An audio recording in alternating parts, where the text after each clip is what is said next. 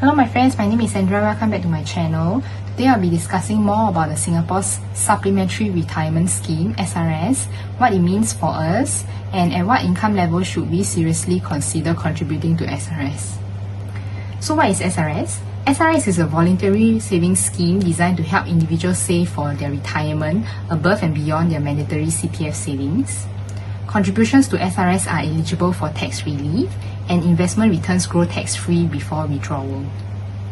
And the contribution cap to SRS annually is $15,300 for locals or PRs and $35,700 for foreigners. And this is the table. You can see this table shows your income, the marginal tax rate or the tax bracket that your income level falls in, the usefulness of SRS, and the taxes saved at max SRS contribution. So from 80,000 to 120,000, you fall in the 11.5% tax bracket. And at this tax bracket, if you do a max contribution of 50,300 to your SRS, you stand to save 1,760 in taxes. And above $120,000, your tax bracket is 15%, and you will save $2,295. Anywhere beyond that, your tax savings will also increase as well. So in conclusion, $80,000 and above in annual income, you can seriously consider contributing to SRS, and above 120,000, you should be contributing to SRS. Okay, so you might have heard more about the $1 retirement age login for SRS. So as of July 1st, 2026, the Singapore statutory retirement age increased from 63 to 64. So if you have managed to deposit at least $1 in your SRS account before July 1st, 2026, you would have locked in your retirement age at 63. That means you can begin penalty-free withdrawals from your SRS account from age 63 onwards. If let's say you have not deposited at least $1 to your SRS account, then if you do it now, your retirement age will be locked in at 64. If you wait further, if next time the retirement age increase, then penalty-free withdrawals from your SRS account will begin later.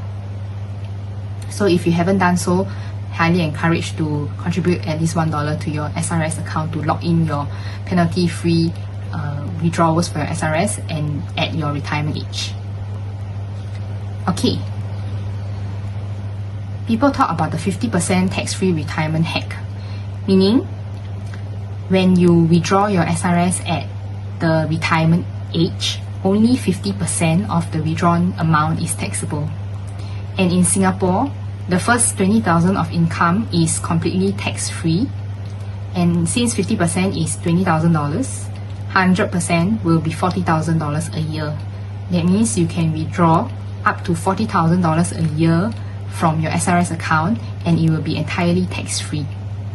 And since there is a maximum 10-year withdrawal window for SRS, that means you have to withdraw everything within 10 years, you can withdraw an amount of $400,000 completely tax-free from your SRS account.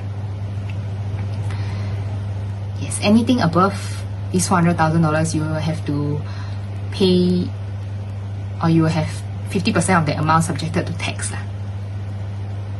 Okay, when does SRS work against you? If your income is very low and you do not get substantial tax relief from contribution, then you should actually keep your funds free, and you can use that funds to invest in other instruments outside of SRS.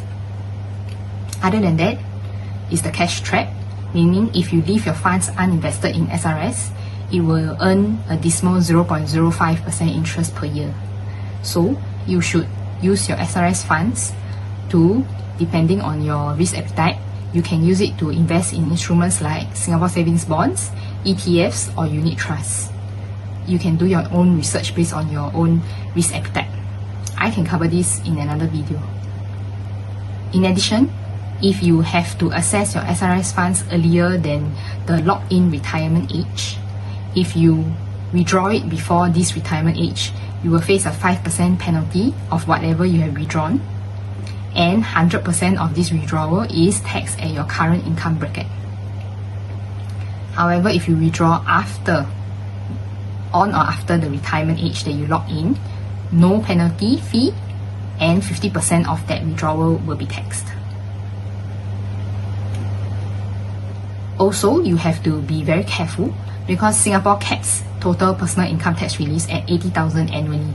So calculate all your tax reliefs, including your CPF top-ups, parenthood tax rebates, and other extra income tax relief.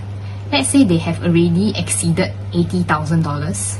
Adding extra money to SRS provides zero additional tax relief. So you should aim to cap it within or less than $80,000. Okay, that's all. Thank you.